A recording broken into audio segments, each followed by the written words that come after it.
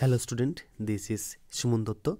তো আজকেও প্রেজেন্ট হলাম নতুন একটা ভিডিও নিয়ে। আজকের ভিডিওতে থাকছে ক্লাস 9-এর কেমিস্ট্রি থেকে মার্ক 4-এর অ্যান্সার একটা, ঠিক আছে?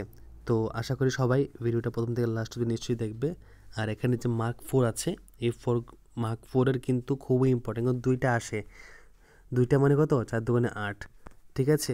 তো আমার এর আগে একটা ভিডিও দিয়েছি, দেখবে মার্ক 4-এর পদার্থের ধর্মর উপর ডিপেন্ড করে। তো এটা নিশ্চয়ই ভালো করে শিখবে। আজকে সেম এই চ্যাপ্টার থেকে আরেকটা 4-এর মান দিচ্ছি, ঠিক আছে? তোমরা এটা দেখে নাও। আজকের যে 4-এর মান থাকছে তার নাম হলো পদার্থের অবস্থান সম্পর্কে সংক্ষিপ্ত আলোচনা করো। মানে অবস্থার পরিবর্তন। তাপ প্রয়োগে বা নিষ্কাশনের ফলে পদার্থ এক ভৌত অবস্থা থেকে অন্য ভৌত অবস্থায় পরিণত হওয়াকে বলা হয় অবস্থা পরিবর্তন। তো এখান থেকে একটা একের মান শিখে ফেললাম, ঠিক আছে? পদার্থের ভৌত অবস্থা 3 প্রকার হয়, যথা কঠিন, তরল, গ্যাসীয়। তাপ প্রয়োগে কঠিন পদার্থ তরলে এবং তরল পদার্থ গ্যাসীয় পদার্থে পরিণত হয়, এবং তাপ নিষ্কাশনে গ্যাসীয় পদার্থ তরলে এবং তরল পদার্থ কঠিন পদার্থে পরিণত হয়। মানে এখানে বলা হয়েছে, যদি তুমি একটা বরফকে তাপ প্রয়োগ করো তাহলে কি হবে? সেটা জল হবে। আর সেই জলকে যদি তুমি আবার তাপ প্রয়োগ করো তাহলে কি হবে? সেটা ধোঁয়া হয়ে যাবে, ঠিক আছে? তাপ প্রয়োগ করলে সেম সেই ধোঁয়াকে যদি তোমরা আবার তাপ তার কমিয়ে দাও তাহলে হচ্ছে জল হয়ে যাবে। আর সেই জলকে যদি আরও তাপ কমিয়ে দাও তাহলে সে কী হয়ে যাবে? সে বরফ হয়ে যাবে। এ কথা এখানে বলেছে। পদার্থের অবস্থান্তরগুলি লেখ। গলন। তাপ প্রয়োগের ফলে কঠিন পদার্থ তরলে পরিণত হওয়াকে গলন বলে। মাস্ট বি শিখবে। এই প্রক্রিয়ায় সময় উষ্ণতা স্থির থাকে। উদাহরণ, প্রমাণ বায়ুমণ্ডল চাপে 0 ডিগ্রি সেন্টিগ্রেড বরফ গলে 0 ডিগ্রি উষ্ণতায় জলে পরিণত হয়, ঠিক আছে?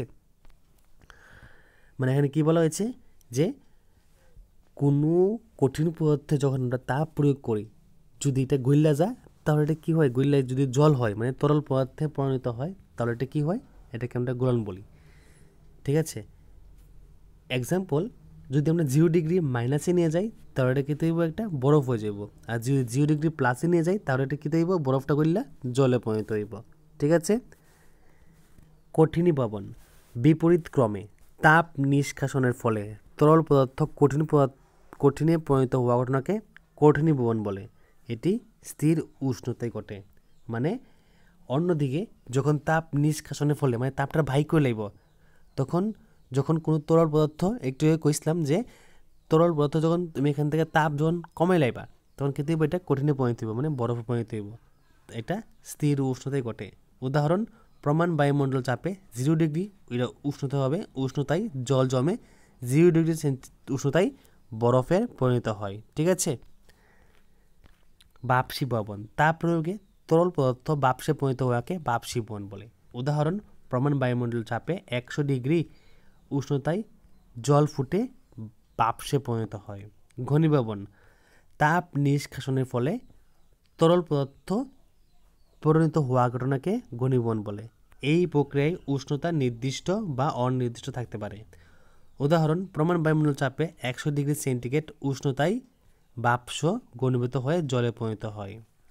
ব্যতিক্রম। কিছু কিছু ক্ষেত্রে পদার্থের স্বাভাবিক অবস্থা পরিবর্তনে ব্যতিক্রম দেখা যায়, যেমন ঊর্ধ্বপাতন।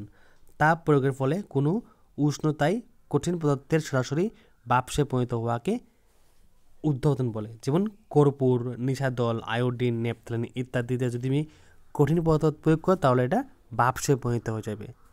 সেজন্য দেখবা যে কর্পূর বেশি দিন থাকে না, উড়ে যায়, কারণ বায়ুমণ্ডলের চাপে।